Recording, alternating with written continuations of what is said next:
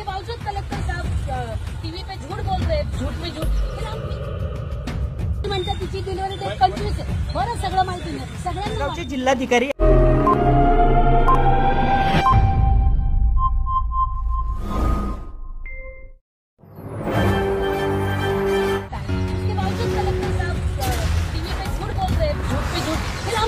बहुत सताएंगे आपको। नहीं पर आपने ये क्यों बताया कि टाई ट्रेनिंग में है, वो नर्स ये है, ये गलत नहीं बताना चाहिए। बचाने के लिए क्या होता है, ये बात कितनी गलत है। चलो तो पहले घर तो भेज दो उनका। सब कुछ करिए पर मेरी रिक्वेस्ट है, आप दोनों से मेरी उम्मीद है, आप युवा साथी है और आप ही देश बदल सकते हैं। आप झूठ मत बोलिए बस। इसका सोल्यूशन में पूरा सोल्यूशन का मतलब बचाना नहीं होता। म्हणतात तिची डिलिव्हरी डेट 25 आहे. बरं सगळं माहिती नाही सगळ्यांना वाटलं सर. तुम्ही असं म्हटलं तिची डिलिव्हरी डेट 25 होती आणि ती 21 ला झाली म्हणजे ती आगली झाली म्हणजे काय सर.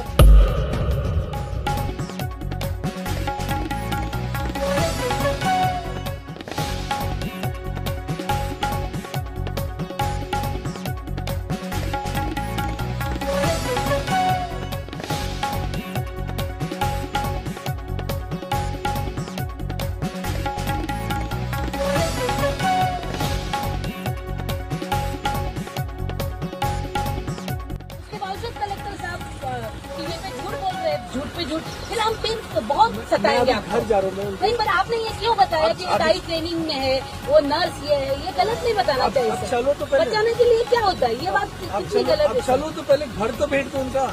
घर भी भेज देंगे और ये सब महिला है, इसके बावजूद आप कहते हैं कि हमने दाई को ट्रेनिंग दिया हुआ है। एक पॉइंट पे पहले उनके घर पे मूला बच्चा, इसके बाद नेक्स्ट पॉइंट आरिफ तक चारों पॉइंट। सब कुछ करिए पर मेरी रिक्वेस्ट है, आप दोनों से मेरी उम्मीद है, आप युवा साथी है और आप ही देश बदल सकते हैं। आप झूठ मत बोलिए बस। इसका सोल्यूशन में पूरा सोल्यूशन का मतलब बचाना नहीं होता। बचाना नहीं, हम लोग इस पे व्यवस्थित चलो तो नहीं मुझे बहुत बुरा लगा सर, बहुत बुरा। घर तो भेज दो। हाँ चलिए घर भेज देने के लिए कितना पैदल चलना पड़ेगा आपको भी। तुम्ही म्हणता तिची डिलिव्हरी डेट 25 आहे. बरं सगळं माहिती नाही सगळ्यांना वाटलं सर. तुम्ही असं म्हटलं तिची डिलिव्हरी डेट 25 होती आणि ती 21 ला झाली म्हणजे ती आगली झाली म्हणजे काय सर. ही अपेक्षित नाही. डॉक्टर काय म्हणतो, मेडिकल रिपोर्ट काय म्हणतो, कलेक्टर साहेब आम्ही तुमच्याशी कधीच असं वागलो नाही. तुम्ही आमच्याशी असं वागायला नव्हतं पाहिजे. तुम्ही आदिवासींच्या बाजूने उभं राहायला पाहिजे. काय म्हणतो मेडिकल, काय म्हणतो माहिती का, मेडिकल काय म्हणतो माहिती का की 9 दिवस आधी किंवा 9 दिवस नंतर डिलिव्हरी होते.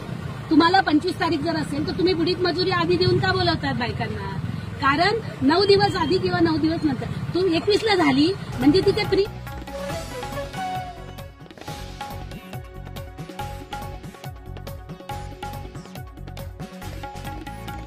देखो याच्यामध्ये एक गोष्टी आपल्याला लक्षात घ्यावं लागेल. याच्यामध्ये सिक्वेन्स ऑफ इव्हेंट्स आहे.